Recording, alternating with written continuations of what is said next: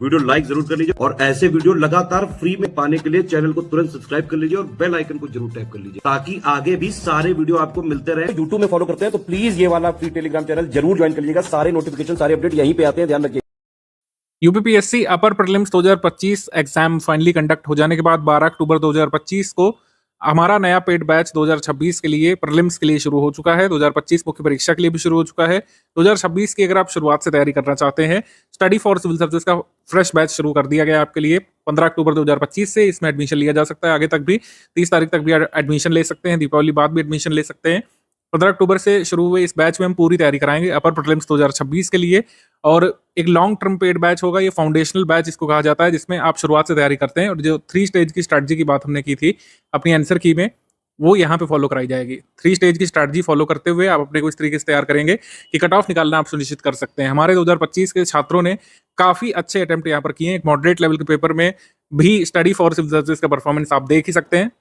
अपने फ्री वाले टेलीग्राम में भी हमने शेयर कर दिया था। डायरेक्टली इस बार 134 सवाल आए हैं। आई रिपीट, आपने सही सुना, 134 प्रश्न 150 में से स्टडी फॉर सिविल सर्विसेज के स्टडी मटेरियल से, टेस्ट सीरीज से, पेड क्विज से आए हैं। यहाँ पर फ्री इनिशिएटिव मिला दें 134 हो रहे हैं, फ्री इनिशिएटिव हटा दें तो 130 के करीब आए हैं।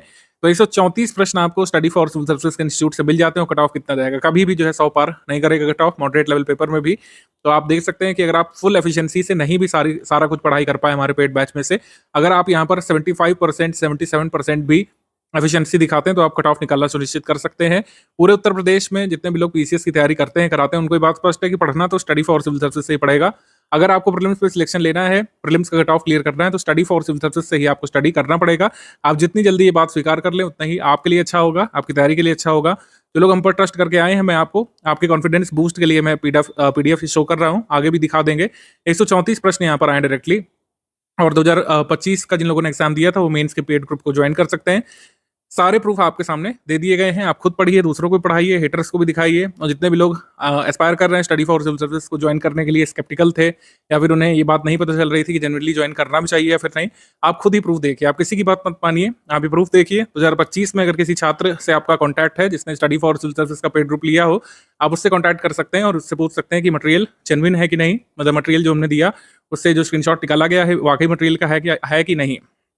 कई सारे लोगों ने चोरी चकारी करके पढ़ा था, तो उनको भी ये बात पता चली होगी कि study for civil services study material genuine होता है, बहुत शॉर्ट में और सबसे कम नंबर ऑफ पेजेस में, पूरे मार्केट में सबसे कम नंबर ऑफ पेजेस में, बिना ज्यादा कोई पुथन्ना दिए हुए स्टडी फॉर सिविल सर्विसेज 134 आपके सवाल सही करा सकता है, जो कट ऑफ निकालने के लिए बिल्कुल सफिशियंट है, 100% सफिशियंट है। मैं तो कहता हूँ कि हमेशा की तरह अगर आप 80% भी एफिशिएंसी दिखा दें, 100% देखिए कोई नहीं याद कर सकता है, कई सारे फैक्चुअल्स आप भूल भी सकते हैं, लेकिन अगर आपने 70-75% भी एफिशिएंसी दिखा दी हमारे साथ, तो आप अपना कट ऑफ क्लियर कर ले जाएंगे। और सिर्फ इजी क्वेश्चंस की बात नहीं है, moderate difficult level questions, current affair के सवाल आप देखिए, स्टडी फॉर सिविल सर्विसेज से किए जा सकते थे।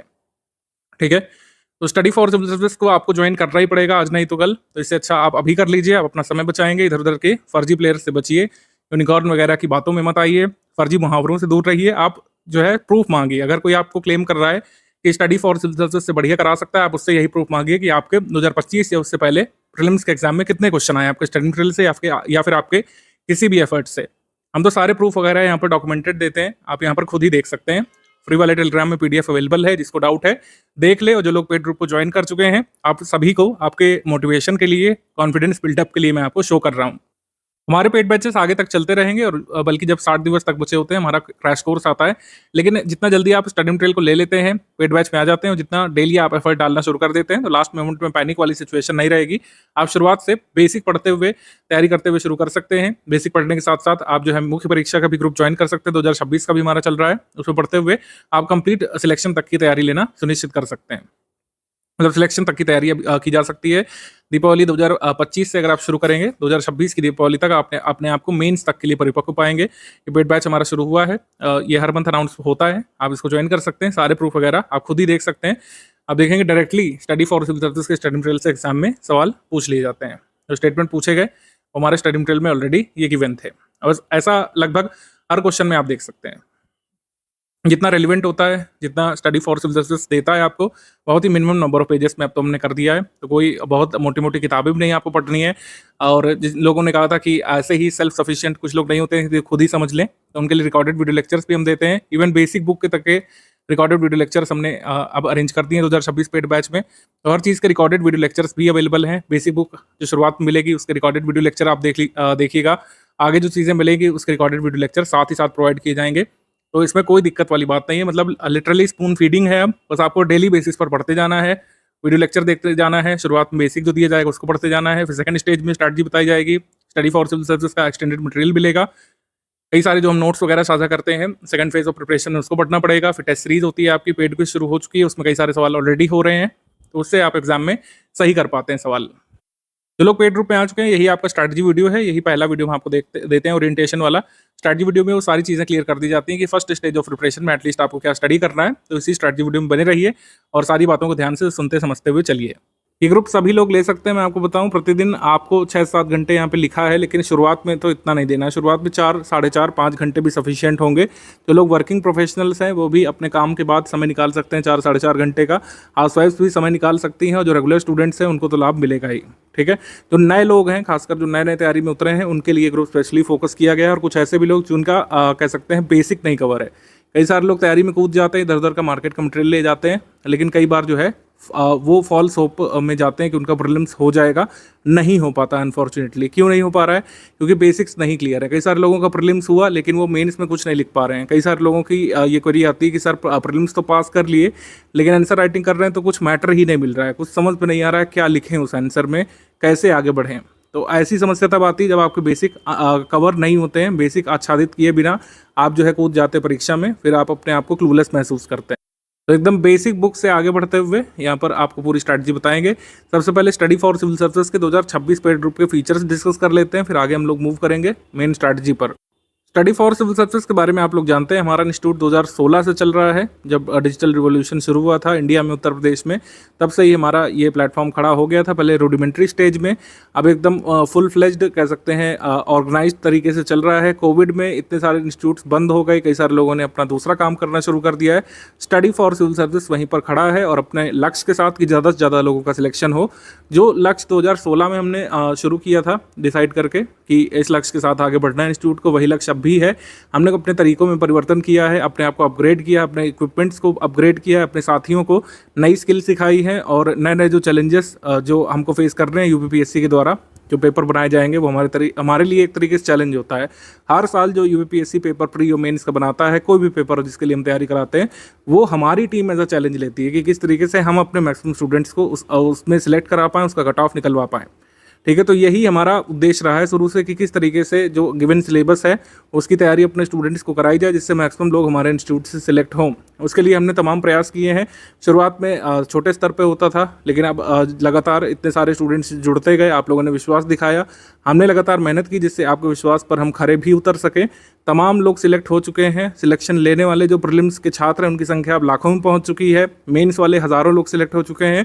कई सारे लोगों के तो आपने वीडियोस और उनका अनुभव भी सुना होगा हमारे अन्य चैनल्स पर।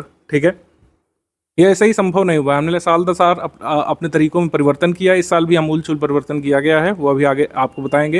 लेकिन स्टडी फॉर सिविल सर्विसेज जिस भी कोर्स के लिए एडमिशन लेता है, जिस भी कोर्स के लिए कुल मिलाकर हम ओपनिंग मतलब करते हैं, जिस भी कोर्स के लिए एडमिशन लेकर के छात्रों को इनरोल करते हैं, हमारा उद्देश्य रहता है कि मैक्सिमम छात्र सिलेक्ट हों। सभी नहीं हो सकते हैं क्योंकि इतनी तो सीटें भी नहीं कभी होती हैं, लेकिन मैक्सिमम लोग हमारे इंस्टीट्यूट से सिलेक्ट हों, और ऐसा होता रहा है। लगातार सिलेक्शन रेशियो हमारा अपग्रेड हुआ है, जबकि नंबर ऑफ वैकेंसी आप देख रहे होंगे कम होती जा रही हैं। स्टडी फॉर सिविल सर्विसेज क्यों वर्क करता है, मतलब क्यों जो है दूसरों से आगे है, और क्यों स्टडी फॉर सिविल सर्विसेज को आपको ज्वाइन करना चाहिए, इसका कारण मैंने लिखा है ये डायग्राम बना करके। सारी चीज़ें सबसे पहली बात एक जगह पर मिल जाती है। एक जगह पर का मतलब है कि आपने टेलीग्राम ग्रुप हमारा ज्वाइन किया, बस आपको ये करना है कि जो भी यहाँ पे दिया जाएगा, जैसे अभी हम बेसिक स्ट्रैटेजी बताएंगे, कुछ दिनों बाद इसी ग्रुप में आगे की स्ट्रैटेजी बताएंगे, किस तरीके से प्रीलिम्स के लिए मूव करना है, कैसे कैसे बेसिक बुक खत्म करने के बाद आपके टेस्ट वगैरह होंगे, बेसिक बुक्स के बाद आपके बेसिक टेस्ट होंगे, उसके बाद एडवांस लेवल की जो सामग्री दी जाएगी आगे उसके टेस्ट होंगे, पेड क्विज कैसे होगी, लगातार करंट अफेयर मिलता जाता है।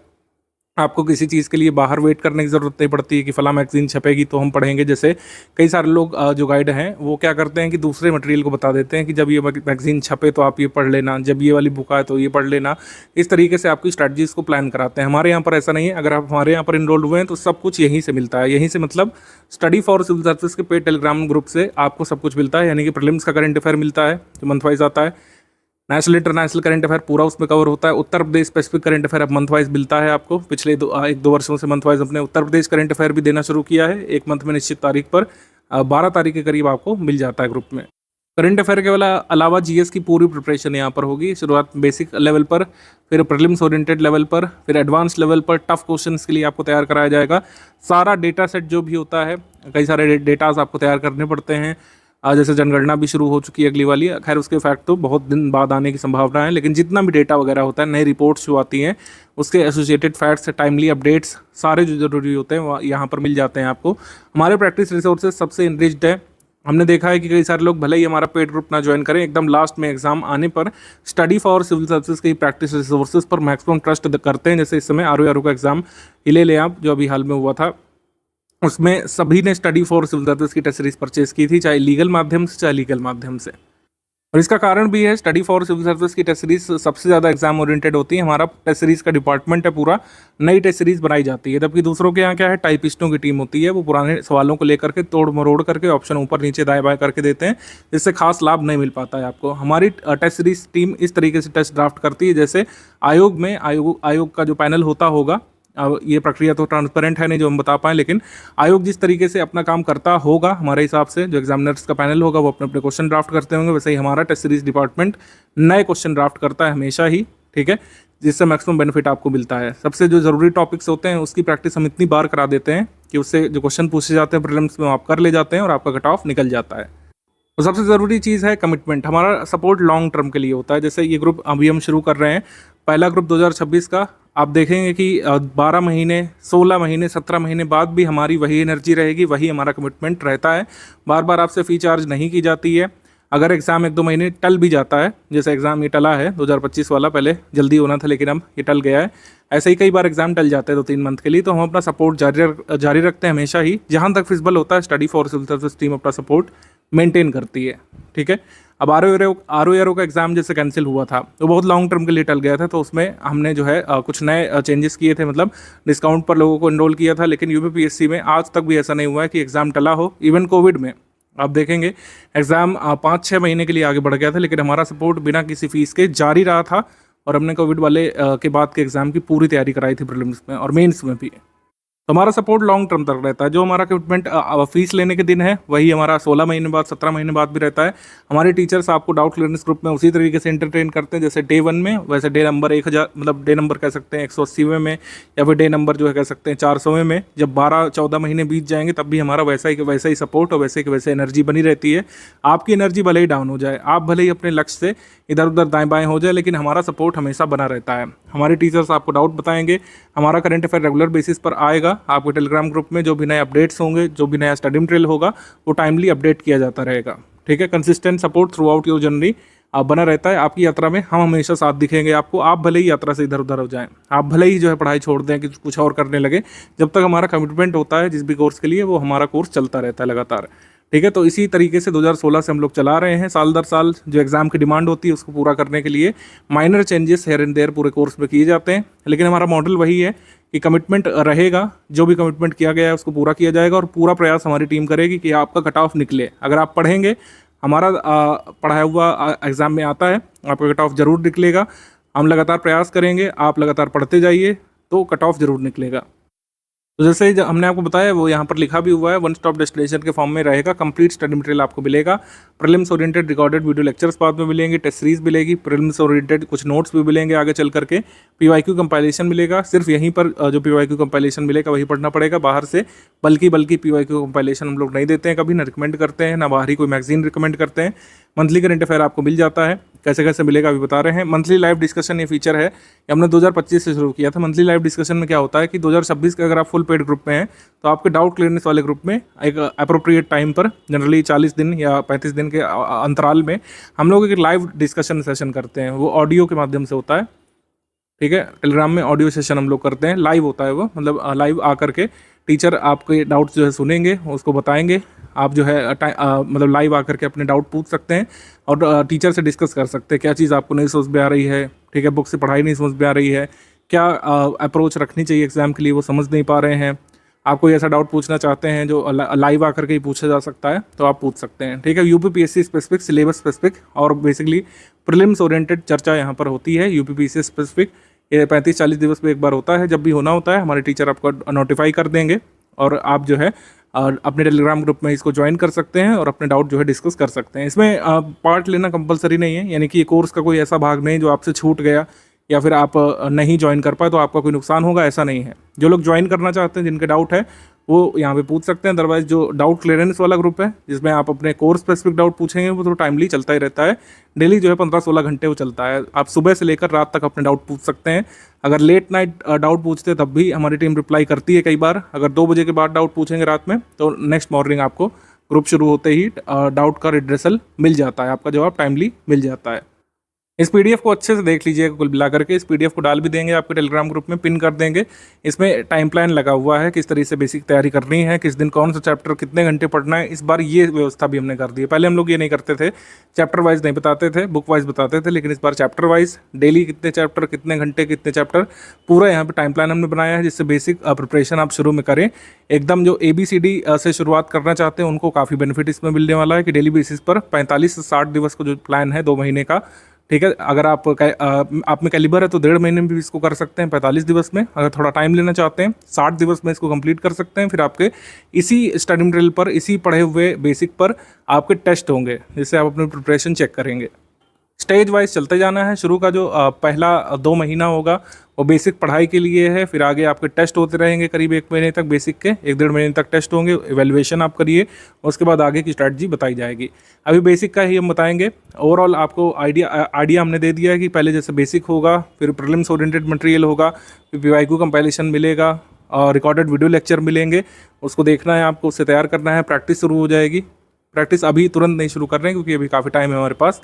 प्रैक्टिस जो है पेड क्विज के माध्यम से शुरू होगी, पेड क्विज से, और टेस्ट सीरीज़ वगैरह भी मिलेगी। ये बेसिक टेस्ट सीरीज़ के अलावा बेसिक टेस्ट सीरीज़ अलग है, और जो advance prelims oriented test series है जिससे कई बार क्वेश्चन आ जाते हैं डायरेक्टली एग्जाम में, वो टेस्ट सीरीज़ अलग है। तो काफ़ी सारे टेस्ट यहाँ पर करवाएंगे आपको, आप अपनी प्रिपरेशन जो है अच्छे से एवेलुएट कर सकेंगे टेस्ट सीरीज़ लगाने के बाद। टेस्ट सीरीज़ 2 चरण में होगी। पहला बेसिक जो फेज़ है, बेसिक पढ़ने के बाद जो आपको टेस्ट देना है वो अलग है, बेसिक टेस्ट है। और फिर जो है एडवांस लेवल के प्रीलिम्स ओरिएंटेड टेस्ट हैं, प्रीलिम्स वाले। और पेड क्विज शुरू हो जाएगी, उसमें रेगुलर बेसिस पर पूरे सिलेबस के मोस्ट इंपॉर्टेंट फैक्ट्स और क्वेश्चन रिवाइज कराए जाते हैं, उसको आप अटेम्प्ट करते रहते हैं, वो अलग है। जो लोग भी पेमेंट वगैरह कर चुके हैं, आपको दिख रहा होगा कि करीब आपको 3 ग्रुप में जोड़ा गया है। 3 मेजर ग्रुप हैं। सबसे पहला स्टडी मटेरियल वाला ग्रुप है, जिसमें सारा स्टडी मटेरियल अभी तक का जो आपको स्टडी करना है, बेसिक्स जैसे दिया गया है, बेसिक बुक्स वगैरह अभी यही दिया गया होगा, और कुछ चीज़ें बेसिक बुक्स वगैरह दिख रही होगी आपको इसमें, और टाइम प्लान वगैरह दिख रहा होगा। ये पेड स्टडी मटेरियल वाला ग्रुप है, ठीक है। डाउट क्लियरेंस वाला ग्रुप है जिसमें आपको जोड़ा गया होगा, उसमें आप डाउट पूछ सकते हैं टीचर से डायरेक्टली, अपने लिख करके पूछ सकते हैं इसमें। और इसी डाउट क्लियरेंस वाले ग्रुप में लाइव सेशन भी होगा एक निश्चित अंतराल पर। जो लोग ग्रुप में अभी ज्वाइन करे हुए हैं, जैसे ग्रुप शुरू हुआ है मान लीजिए फला तारीख को, और आप 10 से 15 दिवस बाद भी ज्वाइन करते हैं, तो सबसे पहला जो काम करना है, अपने ग्रुप के पिंड मैसेज में स्ट्रैटेजी वीडियो देखना है, और पेड ग्रुप में स्टडी मटेरियल कैसे देखने वाला वीडियो देखना है। इससे आप सब कुछ समझ पाएंगे। अब जिसके लिए आप लोग कई मतलब कह सकते हैं मिनट से स्ट्रैटेजी वीडियो में रुके हुए हैं, वेट कर रहे हैं, वो ये है कि शुरुआत कैसे करें। हम ग्रुप में सर आ गए, कैसे पढ़ाई शुरुआत कर दें। तो ये 45 दिवस का जो बेसिक टाइम प्लान है वो ये है। इसमें हम ये वाले सब्जेक्ट कवर करने वाले हैं। इकोनॉमी के लिए बाद में बताया जाएगा, ठीक है, अर्थव्यवस्था के लिए, क्योंकि इसमें 2 तरीके से प्रिपरेशन होती है, एक होती है स्टैटिक की और एक होती है करंट ओरिएंटेड की। इसका बता दिया जाएगा बाद में। शुरुआत में जो बेसिक बड़े सब्जेक्ट हैं जिससे ज़्यादा क्वेश्चन आपके एग्जाम में आते हैं, जैसे इतिहास में भी ancient history, medieval history, modern history, ठीक है, पॉलिटी, राज्य व्यवस्था, भूगोल, ठीक है, भूगोल में जिसमें इंडियन ज्योग्राफी भी शामिल है, वर्ल्ड ज्योग्राफी भी शामिल है, मानव भूगोल, इकोनॉमिक ज्योग्राफी भी शामिल है, और फिर सामान्य विज्ञान। ये बड़े जो सब्जेक्ट हैं, एनवायरनमेंट भी ले लीजिए इसमें, ठीक है। तो ये बड़े सब्जेक्ट कंप्लीट करना जरूरी है। अब छोटे सब्जेक्ट, जैसे कुछ लोग पूछे तो कौन होते हैं भाई, छोटे सब्जेक्ट हम लोग मानते हैं, जैसे यूपी जीके, ये छोटा सब्जेक्ट हो गया।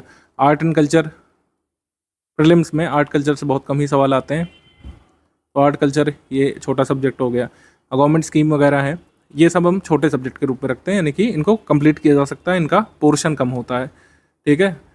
तो ये वाले सब्जेक्ट कंप्लीट करना है पहले। आप जीएस की तैयारी इन्हीं सब्जेक्ट से आगे बढ़ाएंगे तभी मैक्सिमम बेनिफिट होता है, क्योंकि प्राचीन भारत का इतिहास, मध्यकालीन इतिहास, आधुनिक इतिहास, कुल मिलाकर ये पूरा इतिहास वाला जो पोर्शन है सबसे ज़्यादा हॉन्टिंग है स्टूडेंट्स के लिए। जो नए नए प्रिपरेशन करने आते हैं, मैंने देखा है कई बार उनको अगर सही गाइडेंस नहीं मिलता है, वो इतिहास की किताबें देख करके ही बैक ऑफ कर जाते हैं कई बार कि सर इतना सब कुछ कैसे याद होगा, ये तो बहुत सारा है, और ये तो बेसिक इतना जा रहा है तो आगे कितना होगा, अगर इतिहास इतना है तो भूगोल कितना कितना होगा, सामान्य विज्ञान कितना कितना होगा। कई बार लोगों के लिए हॉन्टिंग होता है, लेकिन कोई चिंता वाली बात नहीं है। अगर आप ये टाइम प्लान फॉलो करेंगे सब कुछ आसान लगने लगेगा।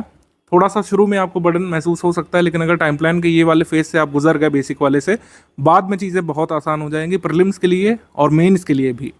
तो शुरुआत में इन सारे सब्जेक्ट की कुछ बेसिक किताबें हम रिकमेंड करेंगे। उसकी एक फेज्ड रीडिंग आपको करनी है, सिस्टमैटिक रीडिंग करनी है, स्ट्रक्चर्ड रीडिंग करनी है। उसके बाद आपके टेस्ट होंगे। ये वाला फेज से अगर आप गुजर गए तो बाकी जो स्टडी मटेरियल मिलने वाला है आपको प्रीलिम्स वाले ग्रुप में, जिन लोगों ने मेंस का ज्वाइन किया होगा मेंस वाले ग्रुप में, तब आपकी राह बहुत आसान हो जाएगी। हमारी कुछ बेसिक बुक्स हैं और समरी पीडीएफ है जिनका अध्ययन शुरू में आपको करना है। ये डे वाइज हमने लगा दिया है। इसमें देखिए हमने तारीख नहीं डाली है। तारीख हमेशा ही आपका कह सकते हैं और डामाडोल कर देती कॉन्फिडेंस, क्योंकि तारीख में फिर टाइम बाउंड हो जाता है। इसमें हमने तारीख नहीं डाली, इसमें डे डाला है। किसी भी दिन से आप शुरू कर सकते हैं। हमारा ग्रुप शुरू हुआ है आज, और हो सकता है आप 10-15 दिवस बाद ज्वाइन करें, तब आपके लिए डे 1 उस तारीख से शुरू होगा जिस तारीख से आप टाइम प्लान फॉलो करना शुरू करेंगे। तो डे 1 में क्या क्या पढ़ना है भाई, जैसे डे 1 में हमने आपको दे दिया है चैप्टर 1 ऐतिहासिक पृष्ठभूमि, ये एम लक्ष्मीकांत से स्टडी करना है। फिर types of sources and historical construction, ancient history R S Sharma वाली बुक से, एंशिएंट हिस्ट्री की समरी के 5 पेजेस से पढ़ने हैं। अभी पहला काम करना है डे 1 में। फिर डे 2 में क्या है भाई, ऐसे डे 3 में, डे 5 में सब कुछ दिया हुआ है क्या क्या पढ़ना है। मतलब ये इस तरीके से अरेंज किया गया है कि आपके ये 45वें दिवस तक ये बुक्स कंप्लीट हो जाएंगी। हमारी समरी और हमारी जो बेसिक बुक्स हैं हिस्ट्री वाली वो कंप्लीट हो जाएगी। लक्ष्मीकांत थोड़ा सा बच जाएगा, उसको आप बाद में कवर कर सकते हैं 15 दिन एक्स्ट्रा ले करके। लक्ष्मीकांत के मोस्ट इंपॉर्टेंट जो चैप्टर हैं जो आपको पढ़ने ही चाहिए यूपीपीएससी के लिए, वो इसमें कवर हो जाएंगे। मॉडर्न हिस्ट्री की, मेडिवल हिस्ट्री की और एंशिएंट हिस्ट्री की बुक खत्म हो चुकेगी। हमारी सारी समरी की फिनिश हो चुकी होंगी, और एनसीईआरटी की जितनी भी ज्योग्राफी है वो फिनिश हो चुकी होगी। ठीक है, तो एनसीईआरटी की ज्योग्राफी, साइंस का जो मटेरियल है, साइंस की हमारी समरी वो इसमें फिनिश हो चुकी होगी। जितनी भी बेसिक बुक हैं 45 दिवस तक फिनिश हो चुकी होंगी, अगर आप इस तरीके से फेज्ड वाइज रीडिंग करेंगे तो। अब आपको लग रहा होगा कि सर ये तो कोई भी कर सकता था, कोई भी बंदा टाइम प्लान बना सकता था, चैट जीपीटी से हम कह देते थे, प्रॉम्प्ट दे देते तब भी बन जाता है। इसका महत्व क्या है? इसका महत्व ये है कि अगर आप हमारे ग्रुप में आकर के ये 45 दिवस फेस वाइज स्टडी करेंगे बेसिक बुक्स की, आगे की राह बहुत आसान हो जाने वाली है। आगे फिर ये नहीं लगेगा कि सर ये मेन इसका सिलेबस समझ में आ रहा है, सर ये आंसर राइटिंग नहीं समझ में आ रही है, इसमें क्या चीज़ है, आर्ट कल्चर में क्या क्या आता है, जो कह सकते हैं मॉडर्न इंडिया वाला टॉपिक है, कहाँ से शुरू होता है, कहाँ खत्म होता है। ये जो छोटे छोटे डाउट्स रह जाते हैं लोगों के, इतना सब कुछ पढ़ने के बाद भी वो नहीं रहेंगे। प्रीलिम्स के बाद आप मेंस का जब स्टडी मटेरियल उठाएंगे, स्टडी फॉर रिजल्ट्स का फैमिलियर लगेगा, स्मरण करना आसान रहेगा, आत्मसात करना आसान रहेगा, आंसर राइटिंग की शुरुआत करना आसान रहेगा। और सिर्फ इतना ही नहीं है कि टाइम प्लान बन गया है, 45 से 60 दिवस तक ये फॉलो करने के बाद आपके बेसिक टेस्ट भी होंगे, बेसिक टेस्ट होंगे, जिससे आप ये कंफर्म कर पाएंगे कि जो आपने 45 दिवस दिए वो कितने फ्रूटफुल रहे, आप क्वेश्चन कर पा रहे हैं कि नहीं। क्योंकि जो टेस्ट होंगे बेसिक वाले इसी स्टडी मटेरियल पर आधारित रहेंगे। जो आपने 45 दिवस तक कंप्लीट किया इसी स्टडी मटेरियल पर आधारित रहेंगे ये अगले बेसिक टेस्ट। ठीक है, हर 5 दिवस में, 7 दिवस में एक मतलब हम लोग इस तरीके से प्लान आगे साझा कर देंगे आपको 45 दिवस खत्म होने के बाद, कि हर 5वें दिवस, 5 से 6 दिवस, एवरी 5th और 6th डे आपका टेस्ट होगा एक फेज्ड मैनर में। ठीक है, टेस्ट होगा, आप उसका एवेल्यूएशन करेंगे और पता लगाएंगे कि आपने जो भी पढ़ा बेसिक बुक उससे आप कितने क्वेश्चन अटेम्प्ट कर पा रहे हैं। उसको ग्रुप में डिस्कस कर सकते हैं। इसके लिए लाइव सेशन भी हम लोग करेंगे जिसमें आप अपना स्कोर डिस्कस कर सकते हैं और आगे की राह हम लोग बताएंगे आपको। अच्छा, एक चीज़ और है कि 45 दिवस का हमने बनाया है, एक एवरेज स्टूडेंट के हिसाब से मैंने बनाया है इसको। लेकिन अगर किसी को लगता है कि वो स्लो रीडर है, उसको थोड़ा और समय लगता है, तो आप इसको 60 या 65 दिवस तक भी ले जा सकते हैं।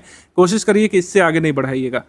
मेरे हिसाब से डेली अगर 3 घंटे भी देंगे मुश्किल से, तब भी 60 दिवस में, 62 दिवस में कंप्लीट किया जा सकता है। अगर 4.5 घंटे तक देंगे तो 45 दिवस में ये पूरा कंप्लीट किया जा सकता है। अब ये रीडिंग करना बहुत ज़रूरी है। जैसे आजकल ये रील वाली दुनिया है, लोग बुक्स से हटते जा रहे हैं, लेकिन जो सिविल सर्विसेज के स्टूडेंट्स हैं उन्हें बुक्स का महत्व समझना पड़ेगा। बिना बुक्स के देखिए हो नहीं पाएगा।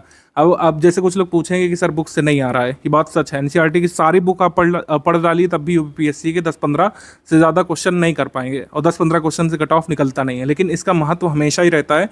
जो आगे मटेरियल हम लोग देंगे जो फैक्ट ओरिएंटेड होगा, जिसमें कई सारे फैक्ट होंगे, कौन सा मिनरल कहाँ पे पाया जाता है देंगे, कौन सी पहाड़ी कहाँ पे है, कई सारे वर्ल्ड ज्योग्राफी के इतने सारे फैक्ट हम लोग जो देंगे उसको याद करना आसान हो जाता है। जिन लोगों के बेसिक कवर होते हैं उनका एक ऐसा इंस्टिंक्ट डेवलप होता है कि कई बार जो उनको उत्तर नहीं पता होता है उसका भी सही उत्तर निकाल ले जाते हैं वो लोग एग्जाम में।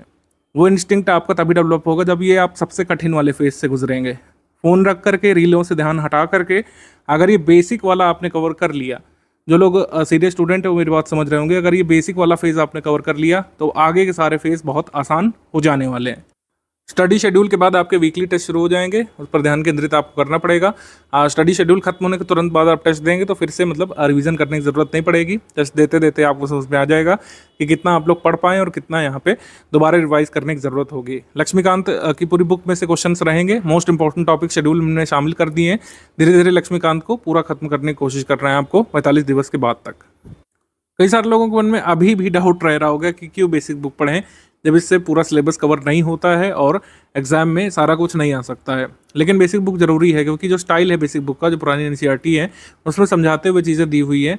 तो कई बार जो इंट्रोडक्शन है वो बहुत शॉर्ट होना चाहिए। इंट्रोडक्शन भले ही ओवरऑल सिलेबस को कवर ना करे, लेकिन आपके अंदर रीडिंग हैबिट डेवलप करेगा कि आप चीज़ों को लिंक कैसे करते हैं। बहुत छोटे से बच्चों जैसी भाषा में समझाते हुए जब चीज़ें एडवांस लेवल तक बढ़ती हैं आगे, तो उसको समझने में, आत्मसात करने में आसानी रहती है। कौन सी जगह पर विश्व के कौन से हिस्से पर कौन सा मिनरल पाया जाएगा, ये रटने को तो रटा भी जा सकता है, लेकिन अगर आपकी स्किल्स अच्छी हैं, अगर आपने बेसिक कंप्लीट किया है, कई बार आपके सामने ऑप्शन होगा, आपने नहीं पढ़ा होगा कि कौन सी जगह पर कौन सा मिनरल मिलेगा, लेकिन आपके सामने अगर क्वेश्चन होगा तो आप उसमें सही अंदाज़ा लगा लेंगे क्योंकि आपने लिंक किया होगा हर चीज़ को। आपने जो कह सकते हैं जलवायु है, जलवायु यानी जो क्लाइमेट है उसको पढ़ा है, वर्ल्ड क्लाइमेट को पढ़ा है। इसके साथ आपने जियोलॉजी पढ़ी है अच्छे से, इसके साथ आपने सॉइल वगैरह पढ़ा है। इन सबको लिंक करके आप कहीं ना कहीं अंदाज़ा लगा लेंगे कि कौन सी जगह पर कौन सा मिनरल मिलेगा। ये ऐसे ही वर्क करता है। ये मैं आपको वैसे नहीं समझा सकता जब तक आप खुद नहीं पढ़ेंगे। अगर आपने पढ़ी हैं हिस्ट्री की सारी बुक्स, कई बार आप कठिन से कठिन क्वेश्चन भी सही कर ले जाएंगे बिना पूरा फैक्ट पता हुए। अब जैसे पूछेंगे कि किस राजा का कौन सा पुत्र था, वो तो नहीं कर पाएंगे, लेकिन कई बार कठिन वाला सवाल जैसे प्रशासनिक व्यवस्था के बारे में पूछा जाता है या फिर चीज़ों को लिंक करके पूछा जाता है हिस्ट्री में, प्रथाओं के बारे में, सामाजिक प्रथाओं के बारे में, आप उसको आंसर कर ले जाएंगे। अभी भी कुछ क्वेश्चन हैं जो एनसीईआरटी से डायरेक्टली हो सकते हैं, सरप्राइजिंगली आपको शायद ना पता हो। मैंने पूरी एक लिस्ट बनाई थी इस वीडियो को बनाने से पहले, पिछले 4-5 वर्षों के पेपर को देखते हुए कि कौन कौन से क्वेश्चन डायरेक्टली अभी भी एनसीईआरटी से किए जा सकते हैं। पिछले करीब 4 साल के पेपर को एनालाइज मैंने किया था और इन क्वेश्चन की लिस्ट बनाई थी जो डायरेक्टली अभी भी एनसीईआरटी बुक्स पढ़ करके किए जा सकते हैं। ठीक है, जैसे ये वाला आप सवाल ले लीजिए, कौन सी हिमालयन पर्वत श्रेणी में स्थित नहीं है। तो अगर आपको सिर्फ ये पता होता कि ऐसे नाम वाले पर्वत ज़्यादातर जो है ये साउथ इंडिया में है, या फिर हम लोग कह सकते हैं सतपुड़ा के नीचे ही मिलेंगे, ऐसे नाम वाले पर्वत सतपुड़ा के नीचे मिलेंगे। हमसे पूछा है हिमालयन पर्वत श्रृंखला श्रेणी में कौन कौन शामिल हैं, तो अगर आपने ये 2 एलिमिनेट कर लिए तो ये 2 आंसर आप कर सकते थे। इसका आंसर डी वाला आप निकाल सकते थे। ऐसे ही कई सारे प्रश्न हैं। ये वाले देखिए, ये तो डायरेक्टली एनसीईआरटी के फैक्ट पे आधारित है। पहला वाला, भारत छठा सबसे बड़ा देश है, कितना एरिया कवर करता है, पूरी तरीके से ट्रॉपिक जोन में आता है कि नहीं आता है। ये वाले क्वेश्चन डायरेक्टली एनसीईआरटी से किए जा सकते थे। ये वाला रक्त में ब्लू बेबी सिंड्रोम किससे होता है, या डायरेक्टली गिवन है। विटामिन वाला जो केमिस्ट्री में जो कह सकते हैं हम पढ़ते हैं, विटामिन वाले में साफ साफ दिया हुआ एनसीईआरटी में कि ह्यूमन बॉडी सारे विटामिन को सिंथेसाइज नहीं कर पाती। हमको कुछ स्पेसिफिक फूड कंज्यूम करने होते हैं अपनी डाइट में, जिससे हमारे गट में यानी हमारी आंतों में जो बैक्टीरिया होते हैं वो विटामिन सिंथेसाइज करते हैं। ठीक है, तो इस कंसेप्चुअल क्वेश्चन को कर सकते थे आप। ऐसे ही जलवायु वगैरह वाला चैप्टर अगर आपने पढ़ा हो और रिन्यूएबल एनर्जी रिसोर्सेज वाला चैप्टर पढ़ा हो तो इन वाले क्वेश्चंस को कर सकते थे। ठीक है, अगर आपने थोड़ा बहुत जो कृषि वाला चीज़ें कंप्लीट की हैं तो ये अंदाज़ा लगा सकते थे कि कौन सी क्रॉप कहाँ पे देखने को मिलेगी। एग्रीकल्चर, साइंस और इन्वायरमेंट वगैरह को लिंक करके कई सारी चीज़ें जो एनसीईआरटी में चैप्टर्स के फॉर्म में दी हैं, उससे काफ़ी फ़ायदा आपको ना सिर्फ प्रीलिम्स में मिलता है बल्कि मेंस में भी। ये क्वेश्चन आप कर सकते थे। ये मुगल साम्राज्य मूल रूप से सैनिक राज्य था, ये अवधारणा दी है एनसीईआरटी में, ठीक है, क्योंकि मुगल जो है थियोक्रेसी पर आधारित राज्य नहीं था। मुगल कह सकते हैं administration what not based on theocracy, ठीक है, राज धर्म पर आधारित नहीं था, सैनिक राज्य था और मनसबदारी सिस्टम के हिसाब से यहाँ पे सैनिकों को नियुक्त किया जाता था। Asiatic Society of Bengal directly दिया है। आज भी कई सारी चीज़ें डायरेक्टली दी हैं एनसीईआरटी में जो पूछी जाती हैं। Various components of ecosystem are independent, यहाँ पे नॉट दिया हुआ है तो ये असर्शन रॉन्ग हो जा रहा है हमारा। ये पिछले 4-5 वर्षों के पेपर से मैंने निकाला। यूट्रोफिकेशन दिया है और बायोजियोकेमिकल साइकिल भी दी है। मानव मस्तिष्क के बारे में जो क्वेश्चन पूछे जाते हैं, हमारा हार्ट कितने चैम्बर का है, और ये तो डायरेक्टली दिया है कि तमिलनाडु कोस्ट को जो है साउथ वेस्ट मानसून के से वर्षा क्यों नहीं मिलती है, ठीक है, इसका कारण भी डायरेक्टली मेंशन्ड है। इसके बाद जो है ये वाला है आइलेट्स ऑफ बीटा सेल्स से, मतलब beta cells of islets of Langerhans से पैंक्रियास में कौन सा हार्मोन सेक्रेट होता है, इंसुलिन। इसकी कमी से क्या हो जाता है वो भी मुझको पता है। ग्रोथ, पॉपुलेशन और डेवलपमेंट कैसे आपस में लिंक्ड है, ये उदाहरण एनसीईआरटी से आप बना सकते हैं। प्राकृतिक रेशम में कौन सा कंपोनेंट आपको देखने को मिलेगा।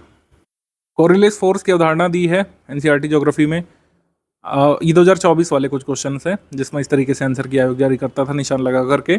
तो हिमालय अभी भी ऊंचा क्यों हो रहा है, ये 9th क्लास की ज्योग्राफी चैप्टर में गिवन है। टेक्टोनिक प्लेट्स अभी भी टकरा रही हैं, ठीक है, इंडियन टेक्टोनिक प्लेट अभी भी कोलाइड कर रही है यूरेशियन से, तभी हिमालय अभी भी ऊंचा हो रहा है। 2019 में हिमालय की नपाई हुई थी, थोड़ा सा सेंटीमीटर बढ़ा है हिमालय का। टर्किश इन्वेजन सक्सेसफुल क्यों हुआ था, इसकी अवधारणा गिवन है, ठीक है, मेडिवल हिस्ट्री में RS सतीश चंद्रवाली में।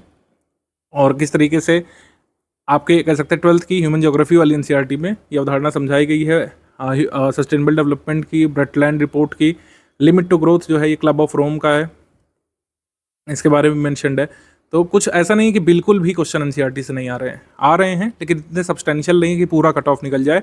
लेकिन बेसिक अगर आप कवर करते हैं तो इन क्वेश्चंस का लाभ तो मिलता ही है। मेंस का जब आप पढ़ने जाते हैं तो काफ़ी फायदा उससे मिलता है मेंस के मैटर को समझने के लिए, क्योंकि मेंस का मैटर किसी भी जगह से आप पढ़ें, चाहे आप हमारे यहाँ से पढ़ें चाहे कहीं से भी, मेंस के मैटर में बेसिक से नहीं पढ़ाया जाता। मेंस के मैटर में सिलेबस के हिसाब से पढ़ाया जाता है, जो सिलेबस में है उसको एक्सपैंड किया जाता है, जिससे आंसर राइटिंग में आपके लिए हेल्प मिले, आंसर राइटिंग में आप उन कह सकते हैं पॉइंट्स को यूज़ कर पाएँ। ह्यूमन डेवलपमेंट इंडेक्स में कौन कौन से पैरामीटर्स होते हैं, इंडिया की लेटेस्ट रैंक क्या है, ये करंट अफेयर में कवर होता है। अभी हमने कवर कराई है मई मंथ वाले में, मई 2025 में लेटेस्ट रैंक जो आई है इंडिया की, वो पता होना चाहिए आपको। अगर पता है तो कमेंट करके बताइए इस वीडियो के नीचे आप लोग। माल्थस की थ्योरी जो है ये गिवन है एनसीईआरटी में डिटेल में। एसिड रेन का भी पूरा कंसेप्ट समझाया गया है, और ये अवध का जो एनेक्सेशन किया गया था उसके बारे में भी कहानी मेंशन्ड है। तो ऐसा नहीं है कि बिल्कुल भी क्वेश्चंस नहीं आ रहे, इतने तो मैंने ही गिना दिए, जबकि ओवरऑल देखा है। अभी थोड़ा डेप्थ तक देखा जाए तब और भी मिल जाएंगे, मतलब 15 क्वेश्चन तो 150 में से मिल ही जाते हैं आज भी एनसीईआरटी से। ये लाभ है, और दूसरा लाभ तो मैंने बता ही दिया, ओवरऑल अंडरस्टैंडिंग बनती है। जो कठिन वाले कई बार फैक्ट जो पूछे जाते हैं उसको तैयार करने में कहीं ना कहीं इनडायरेक्टली एनसीईआरटीज हेल्प करती हैं। अभी तक जो हमारे पेड ग्रुप शुरू हुए थे उसमें यही प्लान आपको बताया गया था, लेकिन कई सारे लोगों की अलग से डिमांड आई थी कि सर हम बिल्कुल भी बेसिक बुक से शुरुआत नहीं कर सकते हैं, हमें वीडियो लेक्चर्स के माध्यम से एक एक पॉइंट पढ़ करके समझाया जाए, स्क्रीन रिकॉर्डिंग के माध्यम से, कुल मिलाकर MP4 वीडियो लेक्चर के माध्यम से इसको समझाया जाए। कई सारे लोगों की डिमांड थी, तो हमने बेसिक बुक को पढ़ाते हुए वीडियो लेक्चर्स देना शुरू कर दिया अपने पेड ग्रुप में। शुरुआत के ग्रुप में फीचर नहीं था, लेकिन उस ग्रुप में फीचर जोड़ा गया, तो आपके ग्रुप में भी ये फीचर रहेगा। बेसिक बुक के वीडियो लेक्चर भी मिलेंगे, और जिन पर वीडियो लेक्चर रिकॉर्ड किया जाएगा वो PPT PDF में कन्वर्ट करके भी आपको मिलेगी, PPT इंटू PDF फॉर्मेट में। तो इस तरीके से आपकी राह और भी आसान हो जाने वाली है, कोई भी दिक्कत नहीं रहेगी अब तो।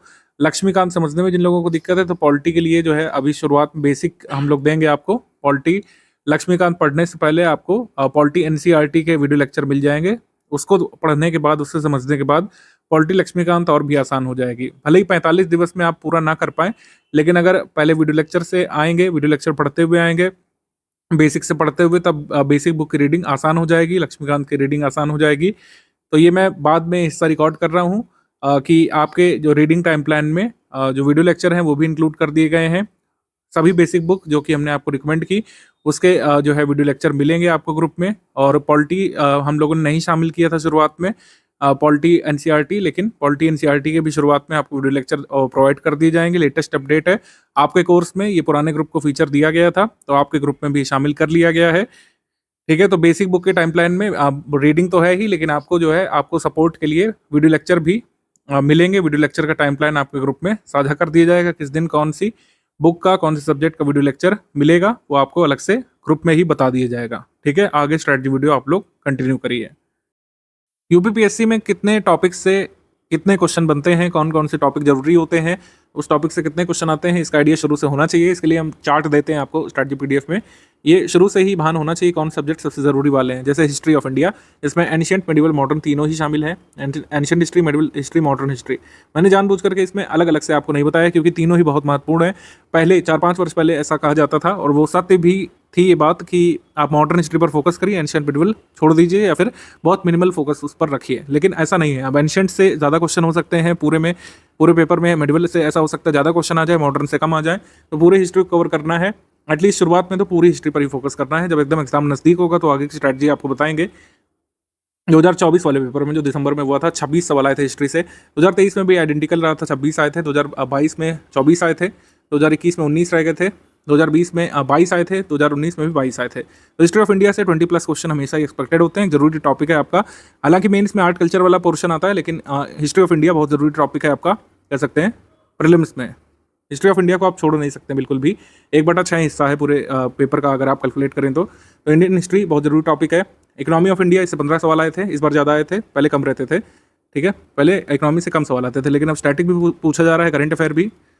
इकोनॉमी का हम आगे आपको बताएंगे, शुरुआत के 45-60 दिवस के बाद इकोनॉमी का अलग से प्लान आपको बताएंगे, तो देखिएगा। उसमें जनरल साइंस का क्लियर है, जो टाइम प्लान फॉलो करेंगे उसमें जनरल साइंस का आपका बेसिक बनेगा। बाद में जो बेसिक मटेरियल के बाद जो प्रीलिम्स ओरिएंटेड मिलेगा, उससे आप ये क्वेश्चन कंप्लीट कर ले जाते हैं। 24 आए थे, 19 आए थे पहले, 22, 24 इस तरीके से आते हैं। इंडियन पॉलिटी से अब 20+ क्वेश्चन आने लग रहे हैं, पहले कम आते थे। 20+ क्वेश्चन जो इंडियन पॉलिटी से रहते ही रहते हैं, तो ये बहुत इंपॉर्टेंट टॉपिक अब बन चुका है। ठीक, ज्योग्राफी बहुत इंपॉर्टेंट है, 23 सवाल इससे रहते हैं, और अब बढ़ेंगे ही सवाल। जिस हिसाब से पैटर्न चेंज हो रहा है, ज्योग्राफी पर खासा फोकस किया जा रहा है आयोग के द्वारा। पहले देखिए 16, 17 रहते थे, लेकिन अब जो है 23 सवाल, 25 तक भी हो सकते हैं आपके प्रीलिम्स में। मतलब 2025 वाले में आपके प्रीलिम्स में 25 तक भी हो सकते हैं। 26 वाले में एनवायरमेंट टेक्नोलॉजी से 6 प्रश्न आए थे, कभी कभी 12-13 तक भी आ जाते हैं, तो ये एक जरूरी टॉपिक है। कम जरूरी वाले टॉपिक कौन से भाई? Uttar Pradesh current affair, Uttar Pradesh GK, miscellaneous कम क्वेश्चन आए थे, लेकिन मिसलेनियस भी एक इंपॉर्टेंट टॉपिक है, पास्ट में इससे काफ़ी पूछा गया है। तो मिसलेनियस आगे मिलेगा, इसके लिए बिल्कुल टेंशन नहीं लेना है। मिसलेनियस बहुत लेटेस्ट वाला हम लोग देते हैं, बहुत कम पेजेस पे होता है, वो आगे मिलेगा। अभी बेसिक पर फोकस करना है, और करंट अफेयर पर शुरुआत से फोकस बनाना है, क्योंकि सबसे बड़ा पोर्शन तो यही है। अगर आप देखें पूरे पेपर का सबसे बड़ा पोर्शन यही है। अगर इसमें आप इकोनॉमी करंट अफेयर भी शामिल कर लें, तो इकोनॉमी करंट अफेयर शामिल करके ये 35 हो जाता है पूरा।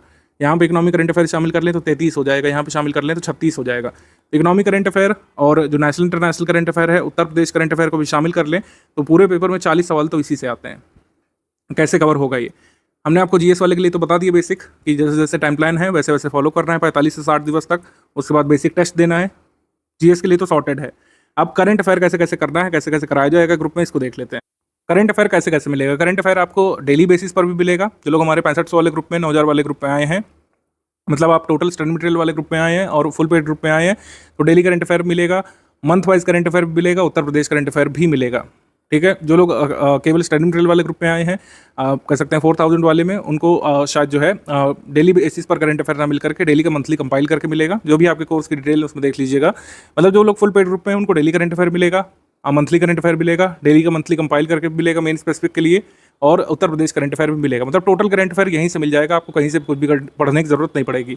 ये बात सच है, कुछ लोग रिपेंड करते हैं कि आपको पेपर खुद से पढ़ना चाहिए, लेकिन यूपीपीएससी की ऐसी अभी कोई डिमांड नहीं है कि आपको खुद से न्यूज़पेपर एनालिसिस करना चाहिए। जो लोग यूपीएससी की तैयारी करते हैं वो लोग अपने न्यूज़पेपर वाला अपने हिसाब से देख सकते हैं। इसके लिए अलग से न्यूज़पेपर पढ़ने की जरूरत नहीं पड़ेगी। कुछ लोग हिंदी न्यूज़पेपर रिकमेंड करते हैं कुछ लोगों को, उसको भी अवॉइड करिए। फोकस करिए कि आपको जो डेली करंट अफेयर मिलेगा स्टडी फॉर सिविल सर्विस का, उसको आप कंप्लीट कर लें। मेरे हिसाब से शुरुआत में 50 मिनट, फिर धीरे धीरे करके आप 25-22 मिनट तक लाइएगा अपनी टाइम ड्यूरेशन को, कि इतने में आपको डेली करंट अफेयर कंप्लीट कर लेना है।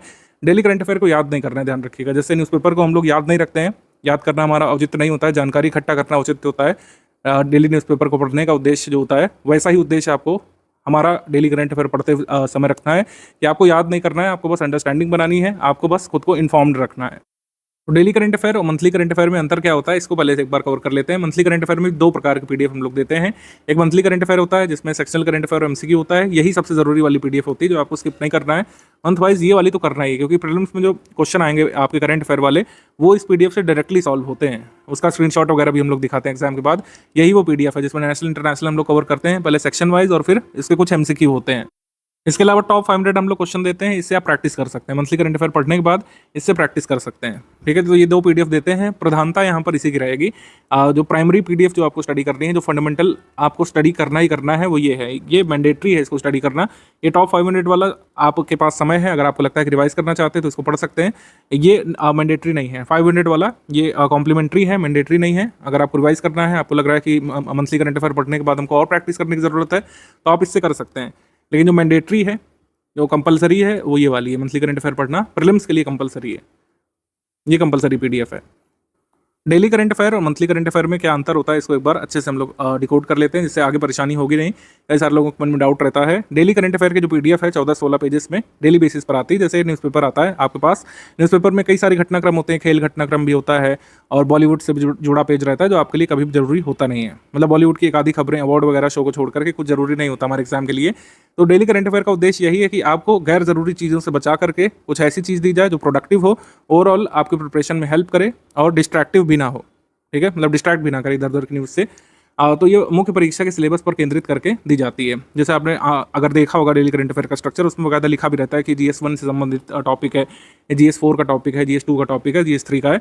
इस तरीके से लिखा भी रहता है उसमें।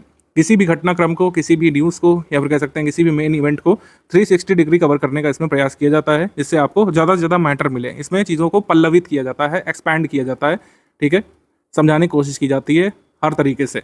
तो मैटर थोड़ा सा ज़्यादा हो सकता है। डेली बेसिस पर आता है 14-16 पेज, और इसमें मुख्य परीक्षा में उत्तर लेखन जब आपको करना होता है, इससे हेल्प मिलती है, क्योंकि डेली बेसिस पर आपके पास कुछ ना कुछ मैटर होता है लिखने के लिए। आपके पास कई सारे पॉइंट्स होते हैं, हर चीज़ का प्रो एंड कॉन्स उसमें डिस्कस किया जाता है। भविष्य के सरोकार करके एक वो हेडिंग होती है, जिसमें बताया जाता है आगे क्या हो सकता है और स्टूडेंट को क्या क्या ध्यान रखना चाहिए। इसको आपको लर्न नहीं करना होता है। सबसे ज़रूरी बात यह है कि डेली बेसिस पर इतना करंट अफेयर आएगा, आप कभी भी याद नहीं कर पाएंगे। एक दिन का पूरा नहीं रट पाएंगे, वो तो महीने भर चलता रहेगा। संडे को नहीं आता है डेली करंट अफेयर में, संडे ऑफ रहता है। संडे को जरूरी इवेंट होता है, तो उसको मंडे को हम लोग कवर करते हैं। संडे को करंट अफेयर नहीं आता है, ध्यान रखिएगा। तो संडे को हॉलीडे रहता है आपका। मुख्य परीक्षा में इसमें फ़ायदा मिलता है, प्रीलिम्स परीक्षा में भी इसकी महत्ता है, लेकिन कम है, ठीक है। तो ये daily current affair mains focus ज़्यादा होता है, इसमें मेंस पे ज़्यादा हेल्प मिलती है आपको, प्रीलिम्स में कम हेल्प मिलती है, और इसको लर्न नहीं करना होता है। ये मुख्य बिंदु हो गए। मंथली करंट अफेयर डिफर कैसे करता है? मंथली करंट अफेयर का स्ट्रक्चर ही बिल्कुल अलग है। आपने देखा होगा शुरुआत में कुछ टेबल्स बनी रहती है, उसमें कुछ न्यूज़ लिखी है, और फिर बाद में कुछ MCQ है। पूरी तरीके से प्रीलिम्स में जैसे क्वेश्चन आयोग पूछता है, उसी फॉर्मेट में हम बनाने का प्रयास करते हैं। इसमें कोशिश की जाती है कि कम से कम शब्दों में पूरे मंथ का हम लोग कवर कर लें। आपने देखा होगा नंबर ऑफ पेजेस कम से कम रखने का प्रयास किया जाता है, फॉन्ट भी छोटे रखे जाते हैं, क्योंकि कहीं ना कहीं आगे जाकर के आपको मल्टीपल टाइम्स इसका रिवीजन करना पड़ेगा। करंट अफेयर में प्रत्यक्ष तौर पर फायदा मिलता है। देखिए हमने लिख भी दिया, डायरेक्टली आपको फायदा मिलता है। डायरेक्टली कैसे डायरेक्टली फायदा मिलता है? जैसे एग्जाम में मान लीजिए पूछ लिया कि G20 समिट जो हुई, उसमें अध्यक्षता किस राष्ट्र ने की।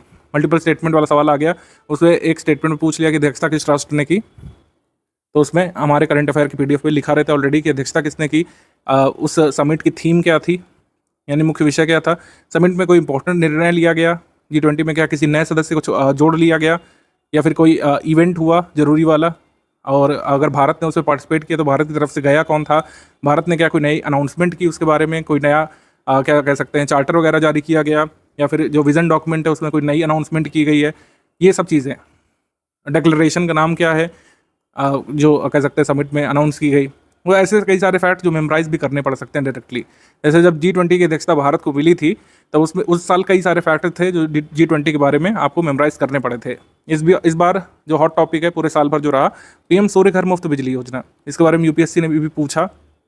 PM सूर्य घर मुफ्त बिजली वाला सभी एग्जाम्स में लगभग पूछा। 2025 का जो पेपर होने वाला है, मैं एंटिसिपेट कर रहा हूँ कि इससे भी जो है आपको क्वेश्चन देखने को मिलेगा।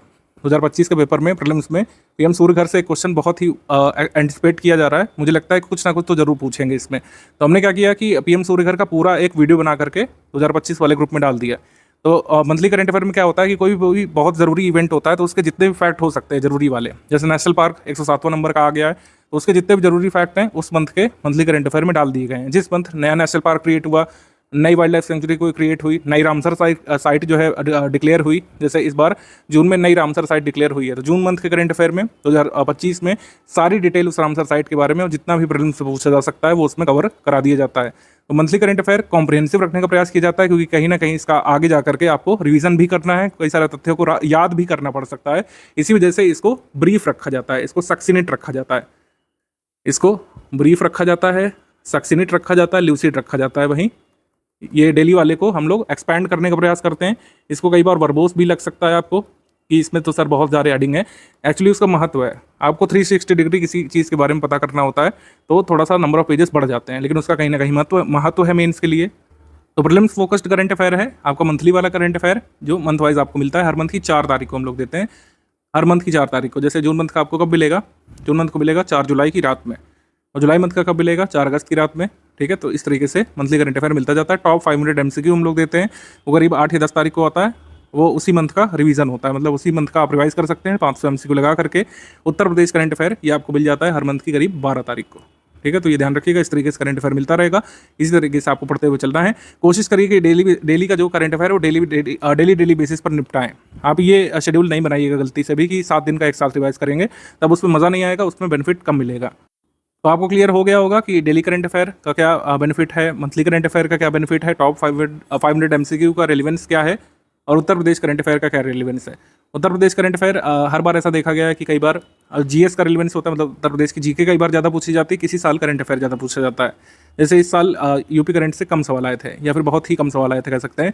2025 वाले में ऐसा हो सकता है 4-5 प्रश्न आ जाए, तो एक एग्जाम में 4-5 प्रश्न अगर आप सही निकालना चाहते हैं तो उत्तर प्रदेश करंट अफेयर को लगातार फॉलो करना चाहिए मंथ वाइज। और अगर नहीं भी आता है, मान लीजिए कि आपको नहीं भी आता है सवाल प्रीलिम्स में उत्तर प्रदेश करंट अफेयर से नहीं मिलता है, तो मेंस में जो GS 5 और 6 पेपर है उसके लिए हेल्प करता है। कई सारे फैक्ट आपको इसमें मिल जाते हैं GS पेपर 5 और 6 के लिए, क्योंकि यूपी स्पेशल तो पढ़ना ही डिटेल में GS 5 और 6 में, तो उससे अभी आप अपडेटेड रहते हैं उत्तर प्रदेश करंट अफेयर से। पेड क्विज की जानकारी बाद में दी जाएगी, क्योंकि अभी बेसिक आपको कंप्लीट करना है, तुरंत ही सारी चीज़ें नहीं शुरुआत करेंगे, अदरवाइज आप लोग पैनिक मोड पे चले जाते हैं। और ये बात सही भी है कि पहले पढ़ाई फिर प्रैक्टिस, यही सही तरीका है। अभी आप जो है पढ़ाई करिए, आप डेली जो है आपको 4.5 घंटे करीब निकालने पड़ सकते हैं। सब कुछ अगर धीरे धीरे स्लोली भी अगर करेंगे तो, और अगर आप प्रो हैं तो 3 घंटे में भी हो जाएगा। अगर आप बीच बीच में ब्रेक लेते हैं, हफ्ते में ब्रेक हो जाते हैं आपके, तब भी 5 घंटे में ये टारगेट कंप्लीट किया जा सकता है। उसके बाद जो है बेसिक टेस्ट आपके होंगे, फिर इवैल्यूएशन होगा, और आगे की जानकारी हम आपको देंगे कैसे कैसे क्या क्या करना है। करंट अफेयर जैसे कुछ लोग पूछेंगे किस मंथ से किस मंथ तक का करना है, तो देखिए अभी क्लैरिटी नहीं है। जिस मंथ से आपको ग्रुप में दिया जा चुका है उस मंथ से आप लोग करना शुरू कर लीजिए मंथली वाला, उसके पहले का भी करने की जरूरत नहीं पड़ेगी। ठीक है, अभी काफ़ी टाइम है हमारे पास। और करंट अफेयर आइडली 1 वर्ष का तैयार किया जाता है, एग्जाम डेट से 1 साल या 13 महीने पहले तक का करंट अफेयर तैयार करना सफिशिएंट होता है। इसमें आपके 95 से 99% का सवाल कवर हो जाते हैं हमेशा ही, तो 1 साल का ही करना है। तो क्यों इतना पहले से बर्डन लें आप, क्योंकि कई सारी चीज़ें बदल जाएंगी इस साल के। अगर आप पद्मश्री पद्म विभूषण तैयार करेंगे तो ऐसा हो सकता है 2026 में बदल जाए, बिल्कुल बदलेगा। नए अवार्डीज आ जाएंगे, नए अवार्ड आ जाते हैं, नए इंडेक्स आ जाते हैं, तो कई सारी चीज़ें बदल जाती हैं। तो जिस मंथ से दिया जा चुका है उस मंथ से शुरू कर लीजिए आप लोग, उत्तर प्रदेश का भी मंथली और नेशनल इंटरनेशनल का भी मंथली। जिस मंथ से दिया जा चुका है उस मंथ से आप लोग शुरू कर लीजिए। अल्टीमेट गोल देखिए ये है, जो प्रीलिम्स ग्रुप में आए हैं उनका अल्टीमेट गोल अपनी PDF में नाम देखना है। अपनी PDF मतलब जो रिजल्ट की PDF आएगी प्रीलिम्स के बाद, उसमें अपना नाम आपको पाना है। अल्टीमेट गोल यही है, इसी वजह से इतना पैसा, इतना धन खर्च करके, इतना जो है आपको मेहनत भी करनी है आगे काफ़ी दिन तक, तो उसका परिणाम आपको हासिल करना ही है। परिणाम क्या हासिल करना है भाई? Cut off. कट ऑफ क्या है भाई? कट ऑफ 2018 से यहाँ पे दिया हुआ है, क्योंकि 2018 के बाद से पैटर्न बदला है। ठीक है, 2023 में कट ऑफ कितना गया था? 2023 में 94 क्वेश्चंस पर कट ऑफ गया था। इस बार पोस्ट बहुत कम थी 2023 वाले में, अगर आप देखें पोस्ट काफ़ी कम थी, तो इस वजह से कट ऑफ गया था। 2024 में थोड़ी सी ज़्यादा है, नंबर ऑफ पोस्ट का थोड़ा सा फर्क पड़ता ही है हमेशा। एग्जीक्यूटिव पोस्ट कम होने की वजह से कट ऑफ यहाँ पर 125 मार्क्स का गया था, लेकिन अगर नॉर्मली 400, 500, 600 पोस्ट जब भी होती हैं जिस साल, उस साल इतना ही कट ऑफ जाता है। 111 मार्क्स कट ऑफ गया था 2022 वाले में, यानी 83.28 क्वेश्चन आप सही करके मेंस की टिकट पा सकते थे। 2021 में 115 कट ऑफ गया था, 86.25 क्वेश्चंस, और 2020 में कट ऑफ गया था 82.5 क्वेश्चंस, 2019 में 87.75 क्वेश्चंस, और 117 कट ऑफ गया था यहाँ पे। ठीक है, 2018 में काफ़ी इजी पेपर आया था, नंबर ऑफ पोस्ट भी काफ़ी ज़्यादा थी, 126 मार्क्स कट ऑफ गया था। ठीक, ये कट ऑफ रहा है, और इससे आप क्या कह सकते हैं, डिराइव कर सकते हैं। इससे डिराइव करेंगे आप कि 82 से 95 सवाल सही करने मात्र से कट ऑफ क्लियर हो जाएगा। लेकिन कैच क्या है? नेगेटिव मार्किंग है यहाँ पे। नेगेटिव मार्किंग 1/3 की है। नेगेटिव मार्किंग का इफेक्ट हटाने के बाद 82 से 95 सवाल अगर आप सही करते हैं तो आपको कट ऑफ निकल जाएगा। पढ़ाई करते समय टारगेट हमेशा ट्रिपल डिजिट के लिए करना है कि कम से कम 100 जो क्वेश्चंस हैं आप सही निकालें। 150 में से 100 सही क्वेश्चंस निकालने के लिए लगे रहना एग्जाम के दिन तक। बाकी एग्जाम के दिन तो डिसाइड होगा कि आप कितना तक पहुँच पा रहे हैं और क्या आइडियली कट ऑफ उस साल होना चाहिए। नेगेटिव मार्किंग का इफेक्ट हटा करके 100 क्वेश्चन यानी कि ट्रिपल डिजिट तक पहुंचना आपका उद्देश्य होगा, लेकिन धीरे धीरे पहुंचेंगे। अभी से कट ऑफ के बारे में टेंशन लेना या फिर मार्क्स वगैरह का कैलकुलेट करना समझदारी नहीं है। अभी तो आप बेसिक पर हैं, जितना बेसिक मजबूत करेंगे आगे की राह उतनी आसान होती जाएगी, ये ध्यान रखिए। टॉपिक वाइज वेटेज से हमको पता चलता है कि फर्स्ट प्रायोरिटी करंट अफेयर की भी होनी चाहिए, क्योंकि करंट अफेयर में जैसे हमने आपको बताया 40 तक सवाल आ सकते हैं उत्तर प्रदेश करंट अफेयर को मिला करके, इकोनॉमी करंट अफेयर को मिला करके। हिस्ट्री फिर सेकंड प्रायोरिटी यहाँ पे होनी चाहिए, क्योंकि हिस्ट्री ऐसा टॉपिक है जिसमें अगर आप ज़्यादा क्वेश्चन से निकालते हैं तो दूसरों से आगे निकल जाते हैं, ठीक है। जनरल साइंस थर्ड प्रायोरिटी है, फिर इंडियन पॉलिटी है, फिर जो है ज्योग्राफी है, ठीक है। ज्योग्राफी काफ़ी बड़ा टॉपिक भी है, जिसका बेसिक नहीं कवर होता तो उनको दो सब्जेक्ट में काफ़ी दिक्कत होती है, एक हिस्ट्री ऑफ इंडिया और एक ज्योग्राफी। तो इस वजह से इन दोनों पर काफ़ी फोकस किया गया है कि इनकी बेसिक बुक आप जरूर कंप्लीट करें टाइमली, जिससे आगे की राह आसान रहे। ये हमारा ग्रुप जो है टेलीग्राम पर चलने वाला है, कोई स्पेसिफिक वेबसाइट या पोर्टल नहीं है। टेलीग्राम पर ही ऑपरेट करने का निर्णय स्टडी फॉर सिविल सर्विस ने हमेशा से लिया था, क्योंकि सबसे स्टेबल ऐप है अभी तक का, ठीक है। व्हाट्सएप इतना स्टेबल नहीं जितना टेलीग्राम है, कोई भी मैसेजिंग ऐप उतना स्टेबल नहीं जितना कि टेलीग्राम है, उतने फीचर्स भी प्रोवाइड नहीं कराता है free of cost. Telegram free of cost version में भी काफ़ी सारे फीचर्स अवेलेबल हैं और उसका लाभ लीजिए आप लोग, जैसे लाइव सेशन का और जो PDF साइज़ का 2 GB तक का आप डेटा डाउनलोड कर सकते हैं एक फाइल में। तो काफ़ी स्टेबल अपडेट ऐप है, इसमें ज़्यादा क्रैशेस इसमें नहीं होते हैं, लेकिन अब यूज़र बढ़ते जा रहे हैं तो कई बार ऐप में दिक्कतें आती हैं। उस दिक्कतों का सामना कैसे करना है और परेशान नहीं होना है, इसके बारे में भी लिख दिया है।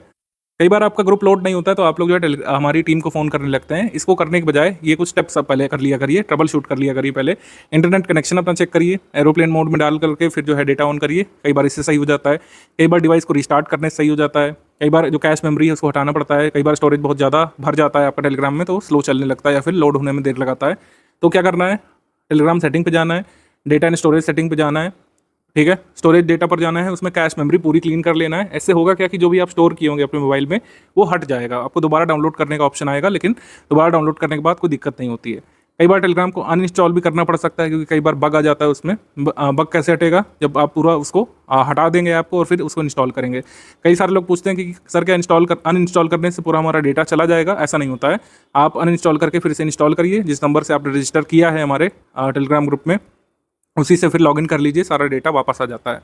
कोशिश करें कि टेलीग्राम को प्ले स्टोर से या फिर अपने एप्पल के ऐप स्टोर से, आईपैड के ऐप स्टोर से लेटेस्ट वर्जन में अपडेट रखें, जिससे आगे कोई दिक्कत ना हो। CSAT के लिए अभी स्टडी मटेरियल हमने नहीं दिया है। CSAT का कंप्लीट स्टडी मटेरियल और टॉपिक वाइज जो प्रीवियस ईयर पेपर है वो अभी हम बाद में देंगे। GS के लिए भी प्रीवियस ईयर पेपर हम कुछ दिन बाद आपको साझा करेंगे, सब कुछ कंपाइल करके। अभी जो है आपको बेसिक पर फोकस करना है। बेसिक पर फोकस करने के बाद आपको बेसिक टेस्ट देने हैं। बेसिक टेस्ट के बाद exam oriented test, prelims oriented test भी होंगे आगे, उसका डिटेल आपको मिलेगा बाद में। प्रीवियस ईयर क्वेश्चन का जो कंपाइलेशन है वो स्टडी फॉर सिविल सर्विस आपको ग्रुप में देगा, और वो कब से पढ़ना है हम बता देंगे, उस हिसाब से आप लोग चालू करिएगा। और जो मार्केट में जो PYQ कंपाइलेशन मिल रही है उनसे कतई दूर रहिएगा, रहना है आपको। खासकर अपने एग्जाम की इनिशियल प्रिपरेशन में कतई उससे दूर रहिएगा। अगर आप ग्रेजुएट हुए हैं और आपको कोई ये फलाने किताबें सजेस्ट कर रहा है कि PYQ कंपाइलेशन आप ले आइए मोटे मोटे, उससे पढ़ डालिए। गलती करेंगे आप लोग निश्चित तौर पर, कभी भी आपके बेसिक मजबूत होंगे नहीं और मेंस में खासी दिक्कत आने वाली है। ये मोटे मोटे PYQ कंपाइलेशन 2016 में या फिर 2014 या उससे पहले रेलिवेंट होते थे, जब मेंस का पेपर भी ऑब्जेक्टिव होता था। अब इसका महत्व नहीं रह गया है। PYQ किस तरीके से पढ़ना चाहिए और कौन कौन से मिथक या मिथ एसोसिएटेड है PYQ से, उसको क्लियर कर लेते हैं यहाँ पे शॉर्ट में। मैं यहाँ पर किसी को डिफेम करने के लिए या फिर किसी की स्ट्रैटेजी को कह सकते हैं नीचा दिखाने के लिए नहीं आया हूं, या फिर हमें ये नहीं कहना है कि हमारी स्ट्रैटेजी सर्वश्रेष्ठ है, लेकिन लॉजिक के साथ यहाँ पर समझते हैं कि PYQ कंपाइलेशन क्यों नहीं पढ़ना चाहिए। PYQ हमें सिलेबस को समझने में हेल्प करता है, ये सही बात है। PYQ हमेशा ही देखना चाहिए। जैसे हमने आपको कुछ PYQ दिखाए थे कि कैसे NCERT हेल्प करती है सॉल्व करने में हमारे पेपर को, PYQ के माध्यम से मैं आपको समझा पाया। PYQ कई बार हेल्प करते हैं सिलेबस को समझने में, क्योंकि सिलेबस जो है UPPSC का आधे पेज में लिख करके आयोग देता है, उससे कई बार चीज़ें नहीं अंडरस्टैंड कर पाते हैं आप लोग। ये बात सच है कि PYQ से हमें काफ़ी कुछ अंदाजा पड़ जाता है कि क्या पूछा जाएगा, कौन कौन से टॉपिक्स जरूरी हैं। जैसे पॉवर्टी वाला टॉपिक जरूरी है, हमको PYQ से अंदाज़ा लग जाता है।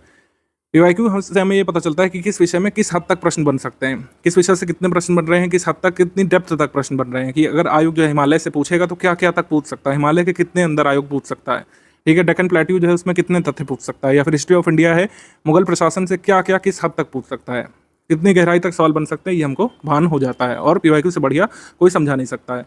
सबसे जो मिथ है एसोसिएटेड कि 10 साल के PYQ कंप्लीट कर लो, सिलेबस कंप्लीट, इससे बड़ा मिथ कोई नहीं है। इससे तो बिल्कुल दूर रहना है आपको, अदरवाइज आपकी प्रिपरेशन बहुत लंबी चलने वाली है। बिना कोई जो है कह सकते हैं परिणाम लाए बहुत लंबे समय तक प्रिपरेशन कर सकते हैं आप, अगर आप इस मिथ को फॉलो करेंगे कि PYQ कंप्लीट कर लो पिछले 10-20 साल के। PYQ से ये सब लाभ मिलते हैं, लेकिन PYQ से आप कंप्लीट नहीं कर पाएंगे सिलेबस। PYQ के सोल्यूशन और एक्सप्लेनेशन वाली जो बुक्स आती हैं उसको कंप्लीट करने से सिलेबस कंप्लीट होता है, ऐसा नहीं होता है कभी, और कभी हुआ नहीं है। PYQ से मिलते जुलते सवाल आ जाते हैं, ये लाई ऑफ द सेंचुरी है।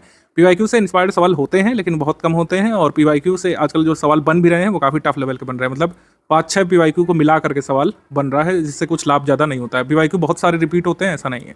ठीक है, बेसिक कॉन्सेप्ट रिपीट होते हैं, पीवाईक्यू नहीं रिपीट होते हैं ज़्यादा, ये ध्यान रखिएगा। यूपीपीएससी 2026 के ग्रुप में जो लोग आए हैं, तो इसका मतलब है काफ़ी आप एंथुसियास्टिक हैं एग्जाम को क्लियर करने को लेकर के, कि आपने इतना लॉन्ग टर्म बैच ज्वाइन किया है। लेकिन ज़रूरी है कि कंसिस्टेंसी आपकी बनी रहे। पहले दिवस तक जो उत्साह रहता है वो डे नंबर 300 तक या डे नंबर 600 तक भी बना रहे तो अच्छा रहता है, तभी आपको लाभ मिलता है। कंसिस्टेंसी बहुत ज़रूरी है, निरंतरता बहुत ज़्यादा ज़रूरी है एग्जाम क्लियर करने के लिए, यूपीपीएससी जैसे एग्जाम को क्लियर करने के लिए, जिसका सिलेबस काफ़ी बड़ा है। आपको पेशेंस भी बनाए रखना पड़ेगा। कई बार लोगों की आस छूट जाती है कि अरे सर बहुत टाइम लग रहा है, ऐसा कैसे होगा, कई सारे सवाल गलत होंगे, पढ़ने के बाद भी टेस्ट सीरीज में सवाल गलत निकलेंगे। आपको पेशेंस बनाए रखना है, हार्डवर्क करते रहना है, कंसिस्टेंसी बनाए रखनी है और बिलीफ अपने ऊपर रखना है, फोकस करते हुए कि हम जो पढ़ रहे हैं सही दिशा में काम कर रहे हैं, चीज़ें सुधरेंगी धीरे धीरे। ऐसा हो सकता है कि लगातार पढ़ने के बाद भी बेसिक टेस्ट में आप कम स्कोर कर पाएँ, क्योंकि बेसिक टेस्ट हमारी टीम थोड़ा सा टफ लेवल का ही बनाती है, जिससे आप लोग कंप्लेसेंट ना हो जाएं। तो ये नहीं सोचना है कि हमारे बहुत कम नंबर आ रहे हैं। अगर आप 50, 55, 60% भी स्कोर करेंगे टेस्ट में, तो इसका मतलब है कि आपकी पढ़ाई सही दिशा में रही है और उसी हिसाब से आगे बढ़ते जाना है। कुछ लोग यहाँ पे सवाल करते हैं कि सर लंबे समय तक रिटेन करने के लिए हम क्या कुछ स्ट्रैटेजी अपना सकते हैं। तो मैं हमेशा कहता हूँ कि आप अपने हिसाब से स्ट्रैटेजी बनाइए। कुछ लोगों के लिए नोट मेकिंग वर्क करता है। नोट मेकिंग कुछ लोग करते हैं अपने डिजिटल डिवाइस में, आजकल नोट मेकिंग करने लग रहे हैं। तो नोट मेकिंग आप चाहें तो कर सकते हैं, चाहें तो आप जो है मल्टीपल टाइम्स रिविजन वाला फॉर्मूला अपना सकते हैं। दोनों ही फॉर्मूला वर्क करता है। कई सारे लोगों ने बिना नोट्स बनाए अपना पूरा प्रीलिम्स क्लियर किया है मल्टीपल टाइम्स रिवीजन से, और कई सारे लोग नोट्स भी बनाते हैं, नोट्स से भी उनका काफ़ी फ़ायदा मिलता है। तो दोनों ही में से कोई मेथड आप अपना सकते हैं। दोनों के अपने अपने फ़ायदे नुकसान हैं। नोट मेकिंग थोड़ा सा ज़्यादा टाइम लगता है, लेकिन ये काफ़ी इफेक्टिव तरीका है चीज़ों को लंबे समय तक रिटेन रखने का, याद रखने का। नोट मेकिंग में बस कोशिश करिए कि नोट्स आपके जो है रिलेवेंट रहें, शॉर्ट रहें। नोट्स अगर शॉर्ट नहीं कर पा रहे हैं आप, यानी कि हमारा जो मंथली करंट अफेयर का पीडीएफ है, अगर आप उसका नोट 30 पेज में बना रहे हैं तो कोई फायदा नहीं। उससे अच्छा तो आप मल्टीपल टाइम्स रिवाइज ही कर लें। शॉर्ट नोट्स रखने की कोशिश करिए कि अगर आप 6 पेज में हमारे मंथली करंट अफेयर को नोट कर पा रहे हैं तो उसको नोट किया करिए। आप शॉर्ट रखिए, रिलेवेंट रखिए और ऐसा रखिए कि आप उसको रिवाइज भी कर पाएँ। तो नोट्स जो है शॉर्ट और रिलेवेंट होने चाहिए, तभी आपको मैक्सिमम बेनिफिट मिलेगा। जैसे हिस्ट्री एक बहुत इन्फॉर्मेशन डेंस टॉपिक होता है, इसमें आपको सक्सीनेट नोट्स बनाने का प्रयास करना चाहिए। आप जरूरी नहीं कि यही चार्ट फॉलो करें जो मैं आपको दिखा रहा हूँ, आप अपने हिसाब से कोई भी मेथड अपना सकते हैं। कुछ लोग डायग्राम बनाते हैं, कुछ लोग जो है ग्राफ बनाते हैं, कुछ लोग कॉज इफेक्ट डायग्राम बनाते हैं, कुछ लोग सनरे डायग्राम इस्तेमाल करते हैं। किसी भी तरीके का आपको मेथड हो, आपके लिए वर्क करना चाहिए। जैसे हिस्ट्री में कोशिश करिए कि इस तरीके के डायग्राम बनाया करिए जिसमें ये क्लियर रहे कि पहले कौन सा इवेंट हुआ, बाद में कौन सा इवेंट हुआ। इसमें याद करने में आसानी रहती है। जो इन्फॉर्मेशन जो रिटेन रखनी है एग्जाम के लिए, उसको आप ब्लॉक में लिख सकते हैं या अलग से हाईलाइट करके रख सकते हैं। डेट्स वगैरह जरूर लिखिए हिस्ट्री में बीच बीच में, जिससे क्लियर रहे कि क्या क्रोनोलॉजी चल रही है। जैसे आंग्ल मैसूर युद्ध का ये नोट्स बनाया गया है, एनसीईआरटी और बेसिक बुक से बनाया गया है। मतलब एनसीईआरटी बेसिक बुक और स्टैंडर्ड बुक से मैंने बनाया है और मेजर सोर्सेज की हेल्प ली है। जरूरी नहीं कि सारी इन्फॉर्मेशन आपके नोट्स में आ जाए, जितना आपका कह सकते हैं सोर्स मटेरियल है। जैसे एनसीईआरटी से जो भी आप समझें, एनसीईआरटी का आप चैप्टर पढ़िए, हड़प्पन सिविलाइजेशन जो संबंधित है, आपके बुक में जो जो दिया हुआ है उसमें से आप नोट करिए। भले ही आपको लगे कि कुछ चीज़ें रह रही हैं, वो आगे कवर होंगी, पूरे मटेरियल में टेस्ट सीरीज से कवर होगी, कई सारे तथ्य आपको आगे मिलने वाले हैं, कोई टेंशन वाली बात नहीं है। लेकिन जितना आपको मिल रहा है, आप चाहें तो उसको नोट मेकिंग से आप तैयार करिए, चाहे मल्टीपल टाइम्स उसको रीड करके रिवाइज करके तैयार करिए। जो भी आप सिस्टम अपनाएं, यहाँ पे थोड़ा सा प्रोडक्टिव रहना चाहिए। कोशिश तो हमेशा करनी चाहिए कि कोई भी आप सामग्री पढ़ रहे हो, जैसे मैथ्स में नियम होता है कि खाली हाथ नहीं पढ़ा जाता है, पेन पेपर लेकर के पढ़ा जाता है, पेन नोटबुक लेकर के। वैसे ही जीएस में भी आदत बनाई करंट अफेयर में कि कुछ कुछ चीज़ें आप जरूर नोट करते जाएं, ठीक है। इससे एक अच्छी हैबिट बनती है लिखने की, और ये आंसर राइटिंग में भी हेल्प करेगी आगे चल करके। अब जैसे कोई कंसेप्ट बताया जा रहा है, दिल्ली सल्तनत का एडमिनिस्ट्रेशन आप स्टडी कर रहे हैं सतीश चंद्रा में, उसमें आप नोट कर सकते हैं कि दिल्ली सल्तनत का शासन प्रशासन कैसे चलता था, क्या हायरार्की होती थी, सल्तनत को कितने भागों में डिवाइड करते थे। पहले जैसे प्रोविंस होते थे, ठीक है, प्रोविंसेस को इक्ता कहा जाता था, इक्तादार जिसका हेड होता था, और शिक होते थे जो जिलों के समान होते थे, डिस्ट्रिक्ट के समान। शिकदार उसका हेड होता था, परगना ये आमिल इसको हेड करता था। गाँवों का समूह जो है ये 84 कई बार कहा जाता था। गाँव को जो है विलेज कहा जाता था, इसमें खुद मुकद्दम या चौधरी जो है रूल करते थे। मुगल एडमिनिस्ट्रेशन में गांव के लिए एक विशेष टर्म भी दिया जाता था जिसको देह बोलते थे, देह या फिर डी कहा जाता था। तो ऐसे छोटे छोटे फैक्ट्स जो है आप लिख करके रख सकते हैं। मतलब ऐसी जगह रखिएगा कि आप रिवाइज भी करें, ऐसा नहीं नोट करना है कि वो कहीं खो जाए और कभी आपके काम ना आए। सारी चीज़ें नहीं नोट करिए, लेकिन कुछ कुछ चीज़ें आप नोट करिए। क्या क्या नोट करना है, जैसे कुछ लोग नहीं समझ पाते हैं कि नोट क्या करना है। नोट क्या करें सर, सारे कुछ इंपॉर्टेंट लग रहा है शुरू में, तो आप क्या काम करिए कि अभी आप मल्टीपल टाइम्स रिवीजन पर फोकस करिए। जब टेस्ट दे लेंगे, पीवाईक्यू कंपाइलेशन थोड़ा सा पढ़ेंगे, तो आपको समझ में आएगा कि इस तरीके से क्या चीज़ नोट करना होता है। तो बिल्कुल भी टेंशन वाली बात नहीं है। आप लोग पढ़ाई यहाँ पे शुरू कर लीजिए, आज से आपका ग्रुप शुरू होता है। बेसिक बुक का टाइमलाइन फॉलो करना शुरू करिए। शुरुआत में थोड़ा सा बर्डन सम लग सकता है, कोशिश करें कि हर 7 दिन में एक ब्रेक भी ले सकते हैं आप। 45 दिवस का टाइम प्लान है। ये हार्ड एंड फास्ट रूल नहीं है कि इसको 45 डेज में ही कंप्लीट करना है। अगर आपको लगता है 45 डेज में नहीं हो सकता, मैंने आपको कहा कि आप 60 दिवस तक इसको ले जाइए, 65 दिवस तक आप ले जाइए, 70 दिवस तक वर्स्ट केस में आप ले जाइए, लेकिन इसको कंप्लीट करिए। इसको कंप्लीट करे बिना अगर आप आगे बढ़ना चाहते हैं तो हमेशा ही कई बार खुद को पीछे महसूस करेंगे आगे के फेजेस में। 45 दिवस ये अगर आपने गुजार लिए बेसिक बुक्स के साथ तो आगे की प्रिपरेशन काफ़ी आसान हो जाने वाली है। डाउट क्लियरेंस वाला ग्रुप हमारा शुरू होता है। कोई भी आपका डाउट है आप डाउट क्लियरेंस ग्रुप में पूछना शुरू कर सकते हैं।